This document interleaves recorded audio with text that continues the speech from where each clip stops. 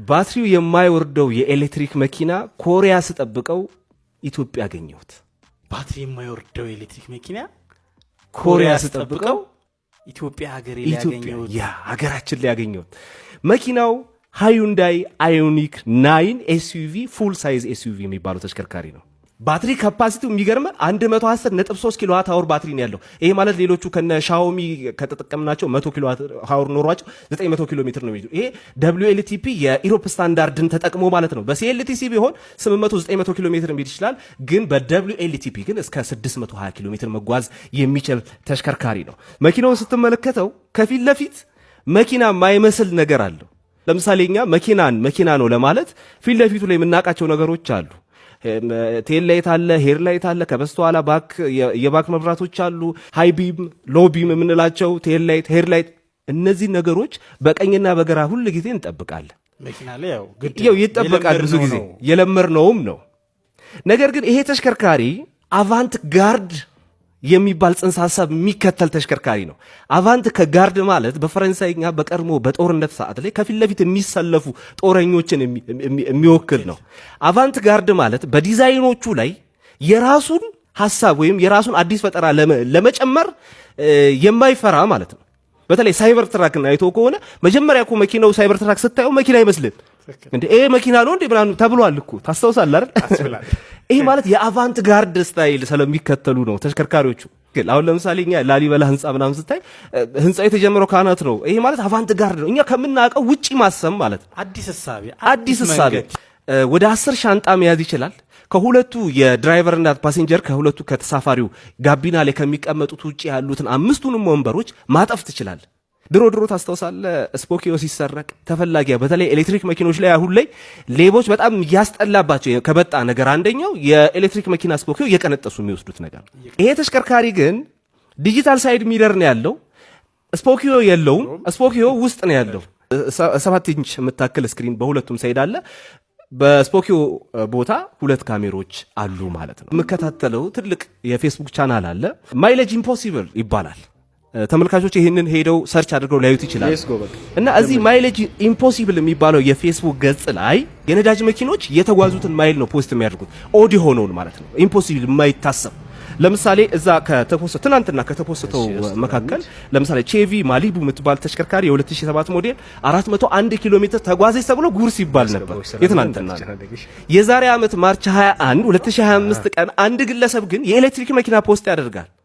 ተሽከርካሪው ሃዩንዳይ አዮኒክ 5 ይባላል። እንግዲህ የአዮኒክ 9 ቅድማያቱ ማለት ነው።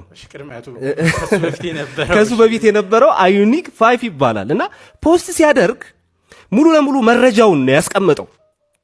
መረጃው ምንድነው ያስቀመጠው? የኦዶሜትሩን ሙሉ ለሙሉ ፎቶ አንስቶ ሃዩንዳይ አዮኒክ 5 የተባለው ተሽከርካሪ እኮ 666255 ኪሎ ሜትር ተጉዟል በ3 ዓመት ከ5 ወር ውስጥ ብሎ ፖስት ያደርጋል። የነዳጅ መኪና ላይ ራሱ 666255 ኪሎ ሜትር የሚሄድ የነዳጅ ማለት ጉድ የሚያስብል ነው።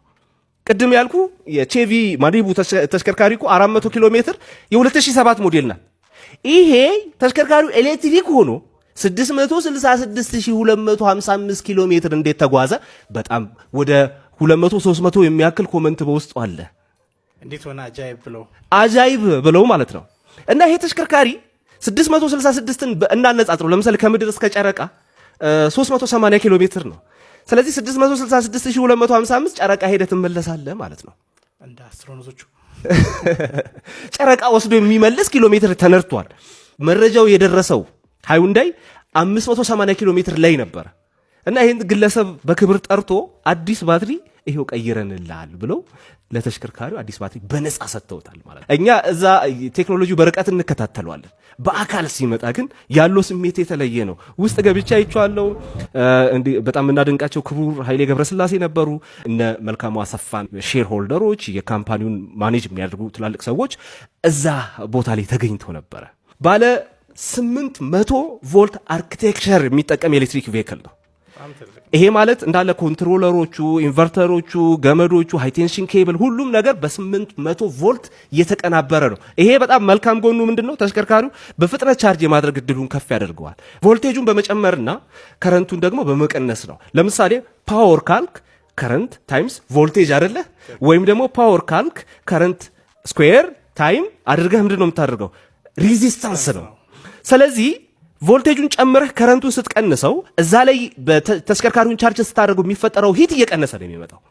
ስለዚህ የዚህ አርኪቴክቸር ዋና ጽንሰ ሐሳብ ቮልቴጁን ጨምረውት ሂት የሚፈጠረውን ዝቅ ሲያደርጉት የመኪናው ክብደት ይቀንሳል። የምትጠቀምባቸው ሃይ ቴንሽን ኬብሎች እንደዛው የምትጠቀማቸው ማቴሪያሎች እየቀነሱ የተሽከርካሪው ክብደትም ሌላውም ደግሞ ወጪም የመቀነስ እድሉ በጣም ከፍተኛ ነው ማለት ነው። ግርም ያለ አንተ እኔ ግርም ያለኝ አጀስተብል ሪጀነሬቲቭ ብሬኪንግ ሲስተም ይሄ ምን መሰለ እዛው ስሪንጉ ላይ ሪጀነሬቲቭን አጀስት የምታደርግባት በተን አለች። ልክ ማርሽ እንደምትቀንሰው እንደምትጨምረው አይነት በተን እዛች ላይ አለች። ይሄ ማለት ምን መሰለ የኛ የምናውቃቸው ለምሳሌ አሁን ኦርዲነሪ ኤሌክትሪክ ቬሂክሎች ይሄ የሪጀነሬቲቭ ብሬክ ሲስተሙ መኪናውን ማቆም አይችልም። ለምሳሌ በሆነ መንገድ እየሄድክ እያለ ሪጀነሬቲቭ ብሬኪንግ ሲስተሙ እንደ አጋዥ ነው የሚታየው መኪናውን ለማቆም ማለት ነው። ልክ ቁልቁለት ሲሆን በቃ ራሱን አውቶማቲካሊ ወደ ሪጀነሬቲቭ ይቀይረውና ተሽከርካሪው ራሱን ቻርጅ እያደረገ በዛውም ፍሬን እየያዘ ሄዳል።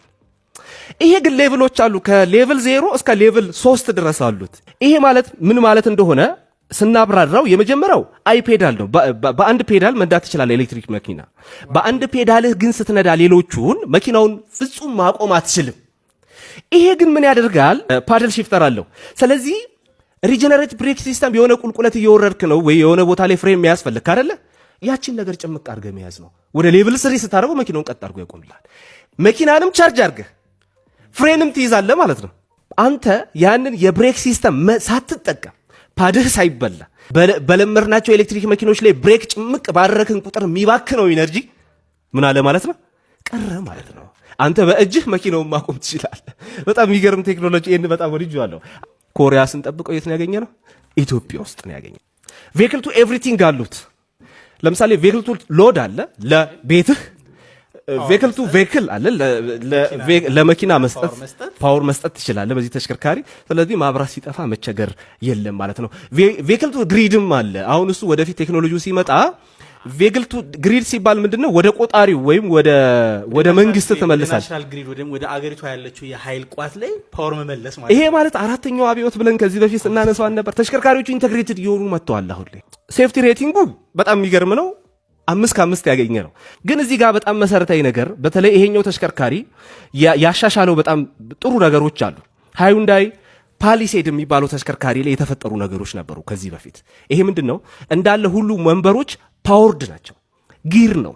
አንተ በእጅ ጠቅ አድርገህ የምታጥፈው ወንበር አይደለም። ቅድም ወንበሩን እናጥፋለን ስልል ፓወርድ ነው። ፓወርድ ሆነ ማለት ልክ እንደ ሌዝ ማሽን ኃይል አለው፣ ጉልበት አለው ማለት ነው።